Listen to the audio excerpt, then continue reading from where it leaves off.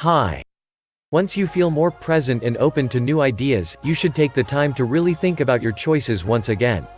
If it's fear what's preventing you to make a decision, then you can do this next exercise I learned from Ferriss. It's called fear setting, and the idea behind it is to bring more clarity to your fears, the cost of inaction and the possible benefits of success. On the first page of this 3-page exercise, you should completely define the fears that are preventing you to take action. Visualize the realistic worst-case scenario in detail.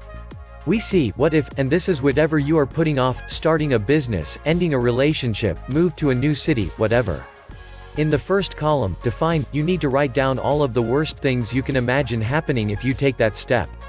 Tim says you need between 10 and 20. On the second column, which is prevent, you write down what you can do to prevent or decrease the likelihood of those worst things happening. Finally, on the third column, repair, you write down what you can do to repair the situation if the worst-case scenario does happen. On the second page you answer the question, what might be the benefits of an attempt or partial success? Here you take a look at the bright side of taking action. This might be the things you'll learn, the skills you'll develop, etc. Tim says you should spend 10 to 15 minutes on this. On the third page, and probably the most important one, you define the cost of inaction. Tim says we always consider what might go wrong if we try and fail, but we don't often consider the atrocious cost of not doing anything.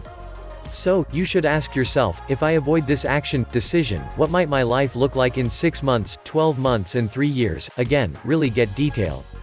When you do this exercise, more often than not you will find that your fears are not as bad as you originally thought they were. Most risks are not completely irreversible, and I believe you can always do things differently. If you screw up, you can either try again or recognize that you should maybe take another path, but at least you know you tried.